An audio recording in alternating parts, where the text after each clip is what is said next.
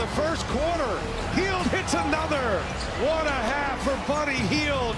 Steph Curry putting on a show here in the fourth quarter. He has nothing to prove, and yet he's going to come in and try to prove something every single night. Into the second round go the Golden State Warriors. What you think your reputation is in the city? I'm a winner. Well, of that there is very little question. Steph Curry and the Warriors advanced to play Minnesota. Now, this is both Windy and I find this stat impossible to believe. We're just debating it. I made everybody go back and check it like 6 times, but it's accurate. The Warriors are underdogs at ESPN Sportsbook in their upcoming series with Minnesota. This is the first time since Steve Kerr became their coach that the Warriors are underdogs to win a playoff series. It's impossible to believe, and yet it is true. And we were going through it in our minds. And maybe some of the years that we didn't expect them to be great, they either got knocked out in the play-in and didn't make it to the playoffs. They have never been an underdog in this entire run. We just showed that stat about what happens to teams with one day off. Right. Coming in against rested teams. It was a 20-point differential. Right. That's what we're talking about tonight. Nuggets coming into Golden State or Oklahoma City. We could talk the same stat tomorrow with the Warriors having to go up to Minnesota. So I think there's a good chance Minnesota is going to get leverage in this series. And Minnesota, as the 6th seed, wakes up today with home court advantage. So I kind of get it. It wasn't like the Warriors impressed us the last 3 or so games of this series. Well, and yet they've got all the experience and all the rest of that. And Jay, Will, you and I were talking this morning about sort of the big game hunting that Ant Edwards gets the chance to continue doing now. He's knocked off. He's sort of making his reputation on knocking off the legends of the game, and now he gets his crack against Steph Curry. I mean, you got to think about it, Greeny, like when he walks into his home, the pelts on the wall, right? And the pelts on the wall are, you talk about Kevin Durant, Devin Booker. The pelts on the wall are Nikola Jokic, Jamal Murray. The pelts on the wall are LeBron James and Luka Doncic. And now you get a chance. Look, it ain't Ant-Man, it ain't Superman, it ain't Batman. Like Lakers in 5, right? Like he carries that type of momentum, and he's hunting for pelts. And now to have the pelt to go against Stephen Curry. And do not forget, they just won a gold medal together. If there's anybody that spent a lot of time together this summer in training and understand how each one really works, that is Anthony Edwards and Stephen Curry. But also, if there's anybody that understands what Ant Edwards likes and doesn't like, that is Steve Kerr, who coached USA basketball this summer. Yeah, excellent point, Jay Will. You know, when I think about this matchup, in particular, Anthony Edwards, we all know the show Game of Thrones is a character named Jaime Lannister. What's his nickname there? The Kingslayer. That's exactly what Anthony Edwards has become. You mentioned the players, Jokic, KD, now LeBron, Luka, and now he's salivating at the opportunity to take down Steph, the greatest shooter that we've ever seen. And you know what's crazy? You're talking about how you can take inspiration from being, mentored by the likes of who he has taken down. Well, Anthony Edwards actually led the NBA, if I'm correct, in 3-point makes this year. He emulated a lot of Steph's game to help him grow, and now he's carrying his teammates alongside him. This is not just the Ant show. He has that it factor that makes his teammates better. What Nasrid has done, what Jaden McDaniels has done, they believe because that's the moxie, that's the swag, that's the aura that Anthony Edwards has. We really, in this last series against the Lakers, we saw tremendous play by the role players, by the Wolves. Jaden McDaniels, probably the finest moment in his career. He had 2 or 3 awesome games in that series. If they can, Julius Randle just had the best series of his career, okay? Yeah. If they can keep that up with home court, with the size advantage that they have on the Warriors, with the depth advantage that they have on the Warriors, with home court advantage, this is a situation where you remember that this team made the conference finals last year, and they finished the season 17-4. It didn't get noticed because we were seeing all this other stuff. They finished the season 17-4. They go 4-1 against the Lakers. A lot of things are pointing towards the Wolves being in good position. So we'll have tomorrow to sort of Jay Will wants a timeout. Go.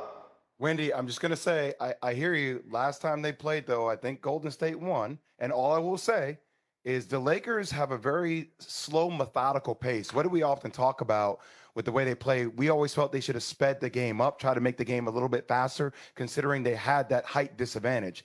The one thing that will be interesting to see how Minnesota plays, and yes, they do have the physicality and the size advantage, but I don't think Steph gets bothered as much by size. I think he gets bothered more by guards that can get up underneath him, like Amen Thompson and also Fred VanVleet, who are faster and quicker laterally. I know Jaden McDaniels, those guys have size, but also he allows him to play off of it more. And it also forces this Minnesota team to be disciplined defensively with all the ball movement. That is not what you saw against the Lakers. They could be physical because the Lakers' offense was stagnant at times. That's not how Golden State plays. Let me point one thing out. Draymond Green last night got his 4th technical foul in 7 games. 7 technicals, you get suspended. He has 2 flagrant fouls. He gets 1 more flagrant 2 or 2 more flagrant 1s, he gets suspended. He is playing against Rudy Gobert in this series, who is a famous antagonist of his. I'm not saying it's a lead storyline going into this series. I would just keep it in mind. It is a storyline going into the series for sure, as the Warriors, just to sort of clean up some of the stats that you were giving, Jay Will, the Warriors won the season series 3-1, but Jimmy Butler didn't play in any of those games, so this is an entirely new series, and the Timberwolves can become the first team ever to eliminate both Steph Curry and LeBron James in the same postseason. Don't tell that to Ant. So you want to talk about going big game hunting? Jimmy Butler Ant-Man. tell it to Ant. But the reason the Cavs lost this game was because of their defense. They can score without Darius Garland, I promise you.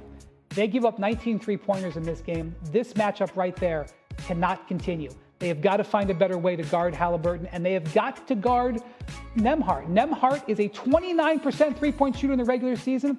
Somehow in his playoff career, he shoots 51%. Ask the Knicks, if you remember last year, about what happened there. Or 57, I had the number wrong. My God, 57. So, like, that's something. I mean, like, it'd be one thing if he had played 1 playoff series. He played 3 last year. This is his 2nd this year. The Cavs have to rework their game plan. It's not going to work the way they came out yesterday. Jay Will, are the Cavs in trouble? Greeny, I am extremely concerned about the Cavs.